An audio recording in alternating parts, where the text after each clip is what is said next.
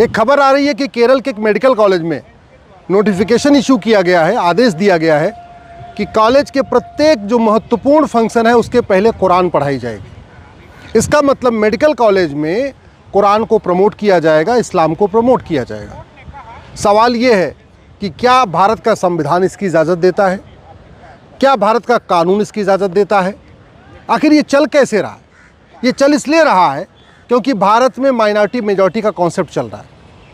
भारत के संविधान में कहीं माइनॉरिटी लिखा नहीं है, इसके बावजूद माइनॉरिटी एजुकेशन खुल रहे हैं, माइनॉरिटी एजुकेशन इंस्टीट्यूशन खुल गया है, माइनॉरिटी कमीशन खुल गया है, माइनॉरिटी अफेयर मिनिस्ट्री खुल गई है, माइनॉरिटी अपना मेडिकल कॉलेज खोल रहे हैं, लॉ कॉलेज खोल रहे हैं, इंजीनियरिंग कॉलेज खोल रहे हैं, स्कूल खोल रहे हैं, मदरसा खोल रहे हैं। लेकिन माइनॉरिटी कौन है ये कहीं लिखा ही नहीं है। भारत के संविधान जब बन रहा था उस समय सरदार पटेल साहब ने कहा था देश का विभाजन मजहब के आधार पर हो चुका है, इसलिए अब मजहब के आधार पर कोई नियम कानून नहीं चलेगा, मजहब के आधार पर कोई बोर्ड ट्रिब्यूनल नहीं चलेगा, मजहब के आधार पर कोई आयोग मंत्रालय नहीं बनेगा, मजहब के आधार पर कोई स्कूल कॉलेज नहीं खुलेगा, मजहब के आधार पर लोन वजीफ़ा नहीं होगा।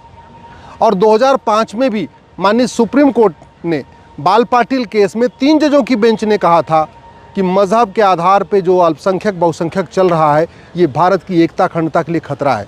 दुर्भाग्य देखिए 2005 में सुप्रीम कोर्ट में ये फैसला दिया सुप्रीम कोर्ट ने कि मजहब के आधार पे जो आयोग मंत्रालय है ये ठीक नहीं है, और 2006 में भारत में माइनॉरिटी अफेयर मिनिस्ट्री बन गई। उसके पहले तक माइनॉरिटी अफेयर मिनिस्ट्री होती नहीं थी। हमने जो PIL फाइल किया है, हमने यही मांग किया है कि भारत का संविधान का आर्टिकल 27 ये कहता है कि मज़हब को प्रमोट करने पे 1 रुपये खर्च नहीं होगा, रिलीजन को प्रमोट करने पे 1 रुपये खर्च नहीं होगा।